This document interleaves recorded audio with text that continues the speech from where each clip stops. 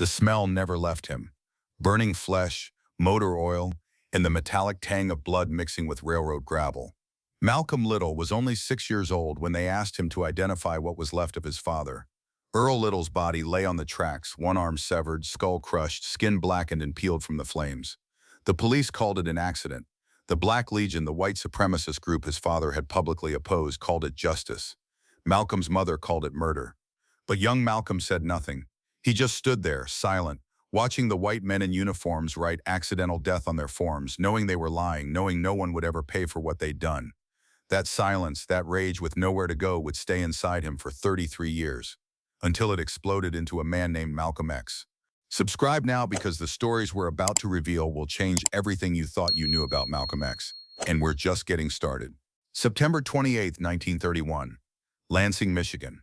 As the sun set, Earl Little looked at his children at home. Malcolm was one of the youngest, 6 years old, his big eyes always watching his father. Earl stroked young Malcolm's head. "Son," he said in his deep voice, "one day you'll be a leader too. But never forget, in the white man's world there are no rules written for us. That's why we must write our own rules." Malcolm didn't understand those words. He was too young, but he felt the seriousness in his father's voice. And somehow, instinctively, he knew this was something important.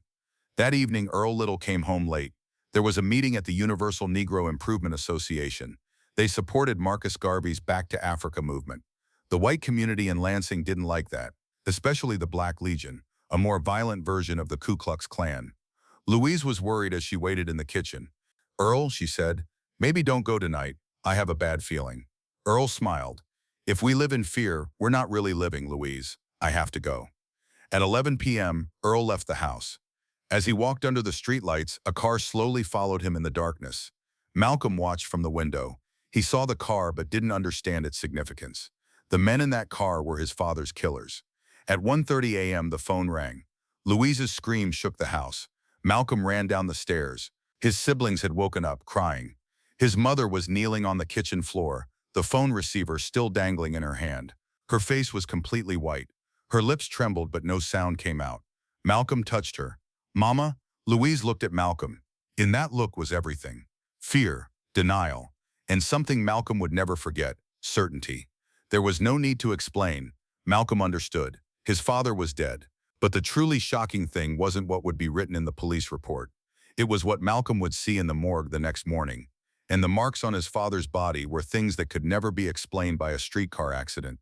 The Lansing City morgue was cold. Too cold for a 6-year-old child. The walls were bare concrete. The ceiling lamp flickered dimly. The corridor smelled of formaldehyde and decaying flesh. Officer Hansen, holding a form, led Malcolm and Louise to a metal table. A senior officer should have accompanied them, but no one was there that day. Just Hansen. And there was something in Hansen's eyes, a kind of discomfort, perhaps guilt. "Mrs. Little, are you ready for the identification?" he asked, holding the form away from Malcolm. Louise nodded. Her hands were shaking. She bit her lips. Malcolm held his mother's hand. His hand was so small it disappeared inside his mother's. But he held tight. "I'm ready," Louise said. The officer lifted the sheet. Malcolm would never forget that moment for the rest of his life. Every detail. The right side of the skull had caved in, bones visible. The left arm was completely severed from the shoulder, only a few tendon connections remaining.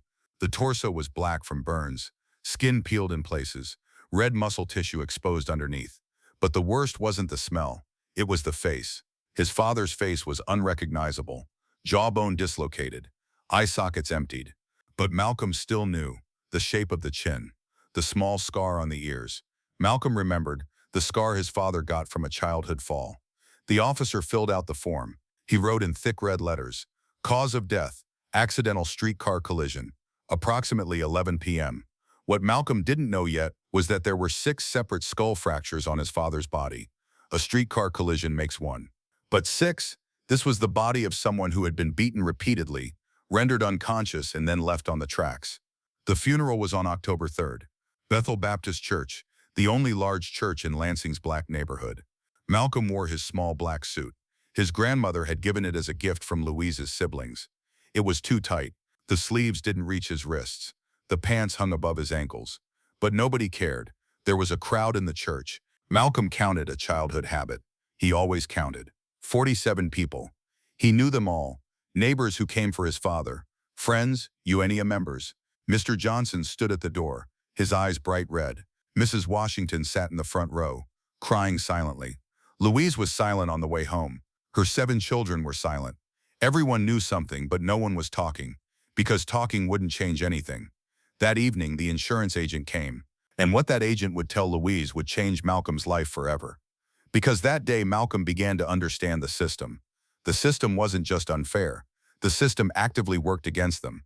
The agent was white, fat, and spoke with finality. His name was Mr. Wilkins. He entered Louise's kitchen with his black leather briefcase, sat down, pulled out forms from his bag. "Mrs. Little," he said, adjusting his glasses. "First, my condolences." "Thank you," Louise said. Her voice was very tired. "Now, about the insurance matter. Your husband Earl had a $5,000 life insurance policy." Louise's eyes lit up. $5,000, a fortune in 1931. Enough money to raise 7 children.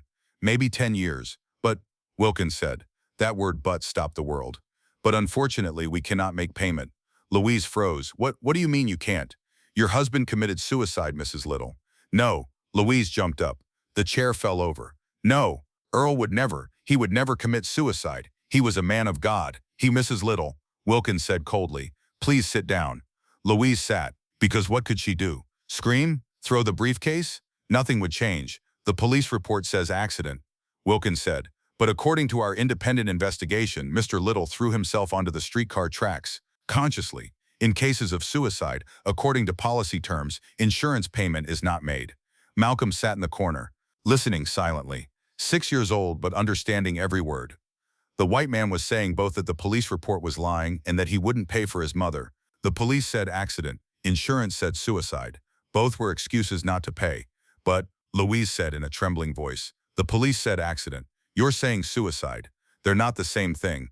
"Mrs. Little," Wilkins said, closing his briefcase, "our company has decided. You can appeal, of course, but you'll need to hire a lawyer. Court costs are quite expensive." Louise had $7 in her wallet. Wilkins knew this. He didn't smile, but there was something in his eyes. "Victory. Good day, Mrs. Little," he said and left. Malcolm watched as his mother cried silently. Then he clenched his small fists. That day he would turn 7, and that day he learned something. The white man's system always wins. But Malcolm hadn't yet seen the system's true power.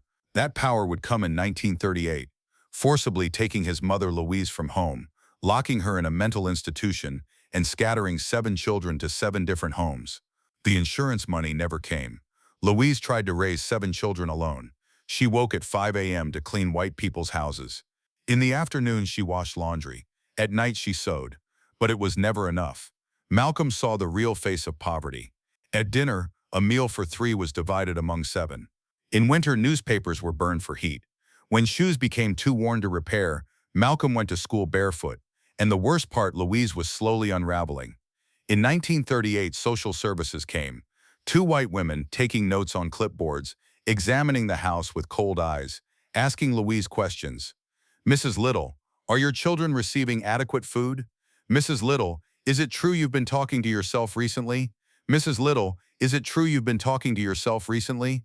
Mrs. Little, is it true you've been talking to yourself recently? Mrs. Little, is it true you've been talking to yourself recently? Mrs. Little, is it true you've been talking to yourself recently? Mrs. Little, is it true you've been talking to yourself recently? Mrs. Little, is it true you've been talking to yourself recently?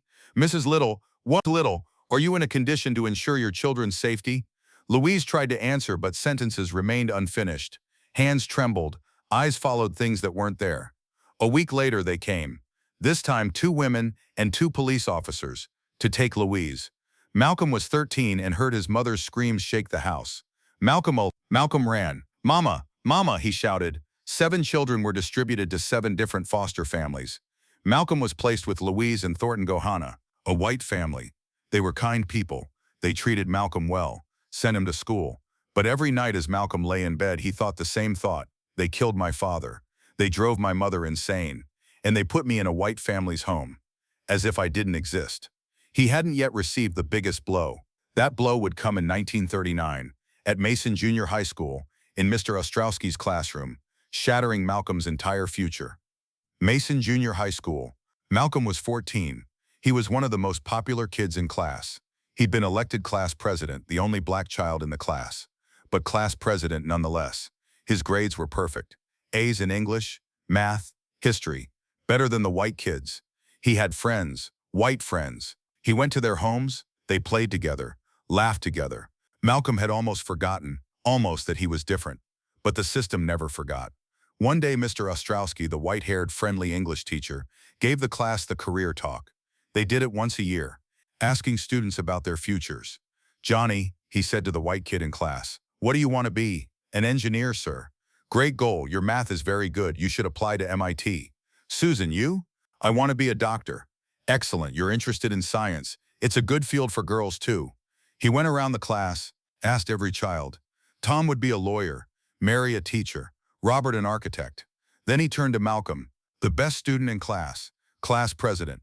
"Malcolm," he said with a warm smile, "what do you want to be?" Malcolm answered without thinking. He dreamed this for his father. "I want to be a lawyer, sir." There was a second of silence. Then the class laughed, lightly, shyly, but they laughed. Mr. Ostrowski didn't laugh. He just nodded, understanding, almost pitying. He put his hand on Malcolm's shoulder. "Malcolm," he said slowly, but loud enough for everyone in class to hear, "you're a very smart boy. I love you. You know that, but you have to be realistic." Malcolm's heart raced. "Law?" Mr. Ostrowski paused. He was searching for the right words. "Law is not a realistic goal for a Negro boy. Do you understand? That's how the system works." Malcolm froze. "But you're very talented. You're good with your hands. Think about carpentry or painting. People always need a good carpenter. And you could be very successful. You'd be the best carpenter among Negroes." Malcolm said nothing. He couldn't, because Mr. Ostrowski wasn't a bad man. He wasn't ill-intentioned. He genuinely loved Malcolm. But he was still telling Malcolm to know your place. "You're a Negro. You can't be a lawyer, because the system won't allow you." That night in bed, Malcolm thought and made a decision. If the system wouldn't make room for him, he would live outside the system. But the truly shocking thing was the decision Malcolm made in his bed that night. That decision would transform him into Detroit Red, land him in prison, and ultimately transform him into Malcolm X. Ella was a strong woman, owned her own house, lived by her own rules. She loved Malcolm but couldn't control him. In Boston, Malcolm entered a completely different world. Roxbury, the city's black neighborhood. Jazz clubs, gambling houses, drug dealers on street corners. A world that didn't say know your limits. A world where success was measured by your money, your courage, your cunning. Malcolm straightened his red hair. With chemicals they called conch.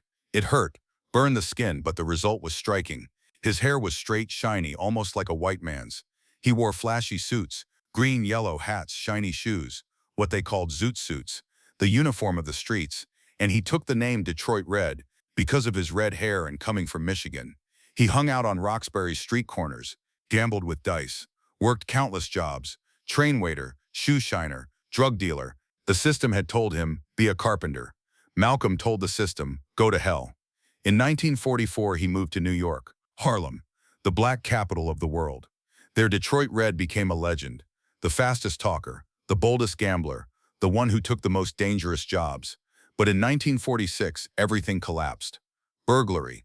Malcolm and his friends robbed a house in Boston. They got caught, and one of Malcolm's companions was a white woman, Sophia. In court, the judge looked coldly. Malcolm Little, I sentence you and your accomplices to 8-10 years in prison for burglary. Malcolm was sent to Charlestown State Prison, inmate number 22843. He didn't know yet, but this prison would kill Malcolm Little and give birth to Malcolm X. Because waiting for Malcolm in his cell was a letter that would change his life forever. And that letter would show Malcolm the real reason for his father's death. The first year was hell. Malcolm was angry at everything. He fought with guards, fought with inmates, cursed God, cursed the system, cursed himself. Other inmates called him Satan, the devil, because he blasphemed God, mocked during prayer times, recognized no authority. But in 1947, something happened. His brother Reginald wrote a letter. The first letter was simple. Malcolm, stop eating sugar. Don't eat pork. I have something important to tell you. Malcolm was surprised. Reginald was his youngest brother. He hadn't seen him in 10 years. Why was he writing now? And why sugar and pork? But Malcolm complied. What else was there to do in prison? On visiting day, Reginald came. He had changed. More serious. There was a light in his eyes. Malcolm, he said, leaning across the table excitedly, Listen to me. There's something called the Nation of Islam. Have you heard of it? No. There's a man named Elijah Muhammad, and he proves that the white man is the devil. Scientifically, historically. Malcolm laughed. But it was a bitter laugh. What nonsense are you talking? Think, Malcolm. Why was our father killed? Just because he told black people to believe in yourselves. Why did our mother go insane? Because the system's pressure broke her. Why are you here? Because you were with a white woman. See? Every part of the system is designed to destroy us. Malcolm fell silent. Because Reginald was right.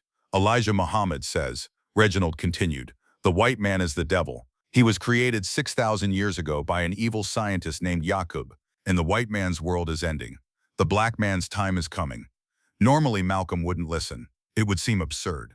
But in prison, in a dark cell for a man rejected at every level of the system, these words made sense.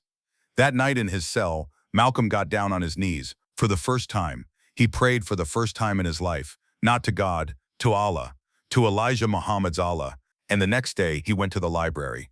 Because Malcolm didn't know yet, the prison library would give him something more valuable than his father's death. Not a weapon, not money, knowledge, and knowledge would transform Malcolm from Detroit Red to Malcolm X. Malcolm Little learned to read in prison. Really read. In 1952, Malcolm Little was released. He served 6 years, but the man who left prison was someone else. He was no longer Detroit Red, no longer the angry criminal. His name was now Malcolm X. The X represented the lost African name of his enslaved ancestors. Little was the name given by the white master. Malcolm rejected it, and America would never forget him. But Malcolm didn't know yet. 33 years after his father's murder, the same system using the same methods would target him too. When the FBI, NYPD, and Nation of Islam came together, Malcolm X's end would come. February 24th, Sunday, there was a speech at the Audubon Ballroom. Malcolm didn't want to go. Betty, he said, maybe I should cancel today. Why, Betty said, people are waiting for you. Malcolm didn't answer. He just looked at his children, for the last time. When he arrived at the Audubon, there were 400 people. Malcolm stepped on stage. Assalamu alaikum, he said. Wa alaikumus salam. At that moment, a fight broke out in the back. Nigger, get your hand out of my pocket. Everyone turned around. Malcolm leaned forward. Be calm, brothers. Bang, bang, bang. 3 men had stood up. Handguns, shotgun, 21 bullets. 10 of them pierced his body, in his chest, in his stomach, in his legs. Malcolm collapsed to the floor. Betty screamed. They shot my husband. He was 39 years old, murdered just like his father. November 18, 2021. Manhattan District Attorney Cyrus Vance Jr. held a press conference. 56 years ago, he said 3 men were arrested for Malcolm X's assassination. Talmadge Hayer, Muhammad Aziz, Khalil Islam. Hayer confessed to the crime, but Aziz and Islam were innocent. The FBI withheld evidence. The NYPD manipulated witnesses, and 2 innocent men served 20 years each in prison. Aziz was 83 years old. He waited 56 years to be cleared. Islam died in 2009, still considered guilty. And the truth, the FBI knew, the NYPD knew, the Nation of Islam knew, and none of them stopped it. At 6 years old, Malcolm Little learned as he looked at his father's burned corpse, the system wasn't designed to protect him. At 14, he learned, the system wouldn't give him options. At 39, he proved, the system would do anything to silence him. But Malcolm X's voice never fell silent. You don't get freedom by begging. You get it with blood, sweat, and tears. That 6-year-old child who watched his father burn became one of history's most powerful voices. Because some fires can't be extinguished. They only grow. Malcolm X was that fire. What would you have done? Write in the comments, and if this story moved you, subscribe. We'll keep telling the stories that stay silent.